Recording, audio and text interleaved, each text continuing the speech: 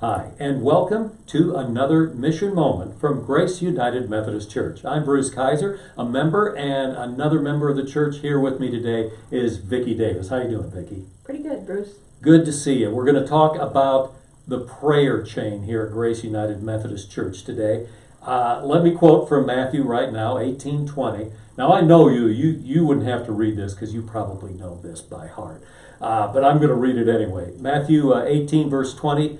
For where two or three have gathered together in my name, I am there in their midst. And I think this gets us into the prayer chain too.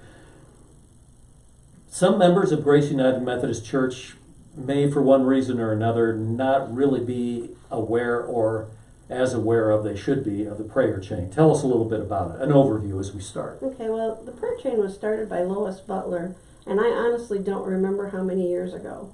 When I came to this church 30 years ago, over 30 years ago, it had been going for a long time, and I was asked to join it. And at that time, it was a telephone tree. And Lois would call a certain number of the members, and then we each had a certain number of members to call. And then eventually, email came about, and some people, well, I'd really rather have an email. So now we're strictly email. And personally, I think that's a lot better, because sometimes when you're calling a telephone chain, things change a tad as you go along. And this way, everybody gets the exact same notice. Right. So technology has changed how this has worked a little Very bit. much so. A prayer chain. So a prayer chain is, explain why it's a chain. I think you've kind of done that. But let's say I'm having serious problems. I looked in the mirror one morning and said, "You got a lot of problems. Somebody needs to pray for you, Bruce, because you're a mess. And I want help." Mm-hmm. Who would I call? How does this all work? Normally, people would call the church office and tell them that what the problem is and that they'd like to be put on the prayer chain. And there are some people who prefer to call me directly, and that's okay. Is there a preference to well, that? it's probably preferred that they call the office first. Mm-hmm. But the one thing is, I've been doing this for quite a while, and I got used to, Pastor David gave me a lot of leeway. And he trusted me to realize when I needed to have a little help and input from the office. If I find something that I'm not real sure about, if I'm not sure if it goes with the HIPAA laws and different things, or if am not sure exactly how to word my prayer request, I will get a hold of one of the pastors, and now it would be Stacy or Carrie, and ask them. I send them what I've got, and help me here. Mm-hmm. And one of the things that I have to look out for is we do kind of keep it in the church membership. It has to be a member or a close family tie with the member, someone who attends regularly but hasn't decided to join the church, and So they need to kind of have an affiliation, be within the church family. yes, because otherwise we're not quite sure if we're doing the right thing. Correct. Now, if you would have a close friend that doesn't belong here and doesn't attend here, the only thing that we have ever asked is that they would give us written permission to put this prayer on the prayer chain. And then too, you have a little bit of control yourself about what you want said. We don't have to go into detail about an illness. God knows what we're asking for, whether we put the details in it or not. You probably don't need any of those details, really. No, you really don't. Just a health issue. Yes. So I have a serious health issue or a minor health issue that's preying on my mind. Right. Something like that is all you need. So Right. maybe that keeps some people a little leery of getting on the prayer chain because they don't want to get too specific, but you don't have to get specific. Right. Well, there's also people worry about confidentiality. And the prayer chain is confidential, and I do remind the members every now and then, remember, we don't talk about the prayer chain outside of the prayer chain. Now, if someone comes up to you and says, "Oh, you're on the prayer chain, did you know that somebody," I'm not at liberty to say anything about that. Yeah. You just simply can't answer these So questions. mum's the word on all of that. Yes. And People need not worry about and that. it isn't easy, but that's the way it is. Yeah. And so people really don't have to worry about the prayer chain gossiping about what's going on. And that's another reason for not necessarily getting specific. And I think, and this is what's important with that too. The detail thing we talked about. Details aren't necessary. An overview. personal problem. Like you say, God knows what you're praying about. You don't have, God isn't sitting there going, now what was their problem again? He knows. He knows. He knows. And what he knows is there's a prayer chain that's involved in this, and that's what makes the difference. So if somebody's in need or has always been a little, one way or the other, whether or not they want to get involved with the prayer chain and have their name involved, don't worry about it. Right. Yeah, you don't have to go that far. Do you find this has grown through the years? Is it kind of a steady number of people that take advantage of this? Yeah, it fluctuates between about 45 to 50 people. That's a lot of people. It is. That's a lot of people with a lot of problems, and I'm sure there are folks out there that. Well, I mean, that's the prayers. Yeah, that's the prayers, but I mean there's probably a lot of people that would benefit from being on the prayer chain, just knowing they're on there and somebody else is caring about them. And the prayer chain, the requests kind of fluctuate. I mean, there'll be maybe a month that I don't get any, and then I might get 5 in 2 days.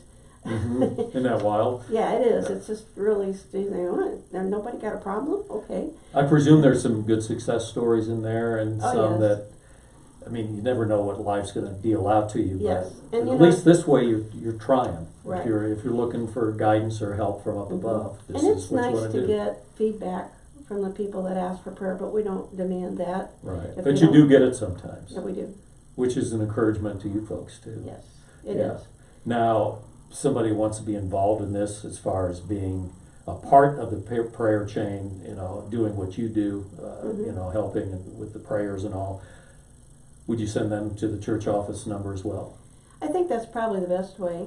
I mean, they could come to me, it really wouldn't matter, but it's just easier if we go through the office and it's filtered through the pastors to me. Right. And people don't have to be self-conscious about doing this. Oh, no. Yeah. No. I think maybe some people might be. I mean, they might, the longer you're on the prayer chain, the easier it is to do it. Yeah. Just like, or for me, it was really hard at first to write the requests up. And now it's just, okay, I can do this. And I just write a short request of what we're asking for, prayers of strength, prayers for healing, prayers for reconciliation, whatever the issue may be. It can be very ballparked that way. Yes. And then I have started adding a scripture at the end of the prayer request. And I try very hard to find a scripture that I think goes with the type of prayer we're going to be doing. Mm-hmm. And you know your scripture. Well, I know how to find them. That's what indexes and books are for. They help there are you some point you to the that right come spot. to mind immediately, Yeah. but there are others I have to hunt for. No, I understand. Well, there's a lot of them, so they got to make sense. Anything we haven't talked about that you'd like to involve? Let me ask you this too before I forget.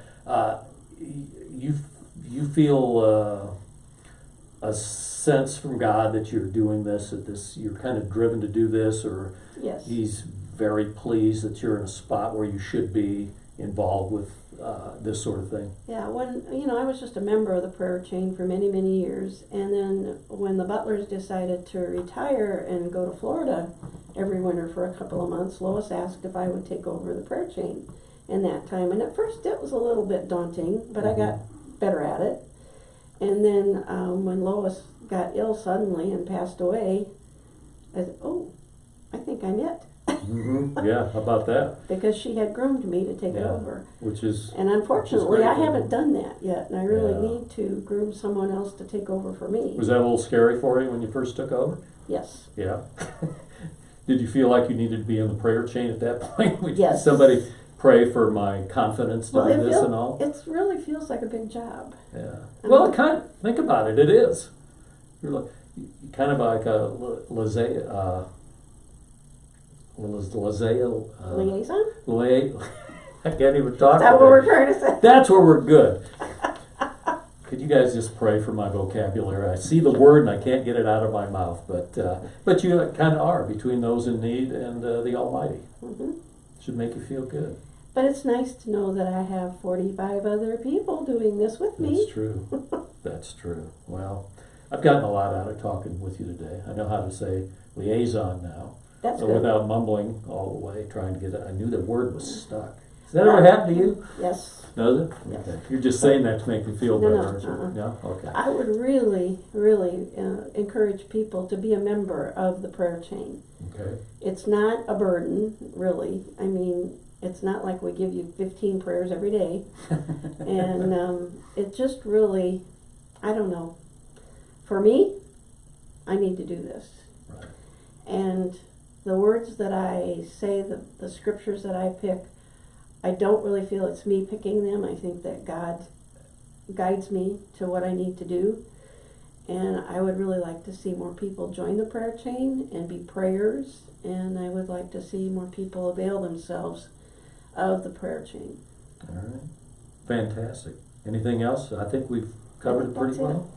Well, God bless you for doing what you do. Thank you. And for helping me out with liaison. I appreciate that as well. Vicki Davis, pleasure to talk to you today. Well, it's nice. And she manages the prayer chain here at Grace United Methodist Church. It's been a pleasure, and we appreciate everybody watching today. God bless you all, and have a great day.